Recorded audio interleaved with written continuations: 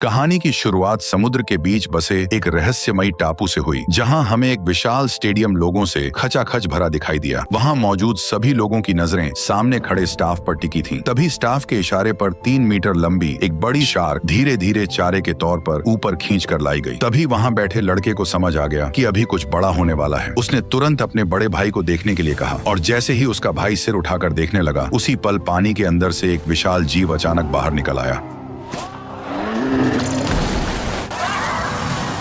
ठीक उसी पल देखने वाला प्लेटफॉर्म अचानक धीरे धीरे नीचे जमीन के अंदर उतरने लगा। दरअसल यहाँ एक और भी ज्यादा खतरनाक शो उनका इंतजार कर रहा था। जैसे ही प्लेटफॉर्म नीचे पहुंचा, तब वही विशाल जीव अब बिल्कुल सामने साफ दिखाई देने लगा, जिससे वहां मौजूद लोगों की एक्साइटमेंट और बढ़ गई। तभी जोरदार तालियों के बीच उस बड़े से जीव ने, जिसका नाम मोसासॉरस था, एक ही झटके में शार्क को पूरा निगल लिया। दरअसल भविष्य की दुनिया में एक टेक कंपनी ने जीन टेक्नोलॉजी की मदद से डायनासोरों को दोबारा जिंदा कर दिया था और पैसा कमाने के लिए उन्होंने पूरा एक आइलैंड खरीद लिया था। फिर सारे डायनासोर उसी आइलैंड पर रखे गए और उसी जगह को जुरासिक वर्ल्ड पार्क में बदल दिया गया। डायनासोरों की वजह से यह आइलैंड बहुत जल्दी दुनिया का सबसे बड़ा टूरिस्ट स्पॉट बन गया। हर साल यहाँ छुट्टियां मनाने आने वाले लोगों की संख्या करोड़ों में पहुंच गई। लेकिन 20 साल तक सब सुरक्षित चलने के बाद डायनासोर लोगों के लिए बिल्कुल चिड़ियाघर के हाथियों जैसे हो गए, जिससे अब लोगों को उनमें पहले जैसा इंटरेस्ट नहीं रहा। इसलिए गिरती कमाई और बढ़ते खर्च को रोकने के लिए डॉक्टर वू की टीम ने अलग अलग जानवरों के जीन मिलाकर एक नया मॉन्स्टर डायनासोर बनाया, जिसका बेहद सीधा और डरावना नाम इंडोमिनस रेक्स रखा गया, जिसे लोगों का इंटरेस्ट बढ़ाने के लिए तैयार किया गया था। लेकिन किसी को अंदाजा नहीं था कि यही डायनासोर पूरे पार्क के लिए सबसे बड़ी मुसीबत बनने वाला है। उसी समय पार्क का मालिक इंडोमिनस रेक्स को देखने पहुंचा। तब पता चला कि यह डायनासोर उम्मीद से ज्यादा बड़ा और बेहद चालाक है, जो कई बार कांच तोड़कर भागने की कोशिश कर चुका है। उसकी खतरनाक समझ देखकर मालिक घबरा गया और सिक्योरिटी चेक के लिए रिटायर हो चुके नेवी ट्रेनर ओवेन को बुलाया। दरअसल ओवेन पहले नेवी में काम कर चुका था और रिटायर होने के बाद उसे यहाँ डायनासोर को ट्रेन करने की जिम्मेदारी दी गई थी। इस समय वह रैप्टर एरिया में काम कर रहा था, जहाँ वो नेवी ट्रेनिंग में सीखे एक्सपीरियंस से रैप्टरों को कंट्रोल करने की कोशिश कर रहा था। और हैरानी की बात यह थी कि वो उन खतरनाक रैप्टरों को कंट्रोल कर पा रहा था। लेकिन तभी एक हादसा हो गया। जब नया फीडर एक छोटे सुअर को पकड़ने की कोशिश कर रहा था, उसी दौरान एक रैप्टर ने उसे झपटकर सीधे जू के अंदर खींच लिया और अगले ही पल वहाँ मौजूद सभी रैप्टरों का ध्यान उसी कर्मचारी पर टिक गया। और अब हालात ऐसे बन गए कि वह किसी भी पल रैप्टरों का शिकार बन सकता था। तभी खतरे की उस घड़ी में ओवेन ने तुरंत जू का गेट खोल दिया और तेजी से अंदर दौड़कर उस नए कर्मचारी के सामने खड़ा हो गया और रैप्टरों को पीछे हटने के लिए लगातार कमांड देने लगा।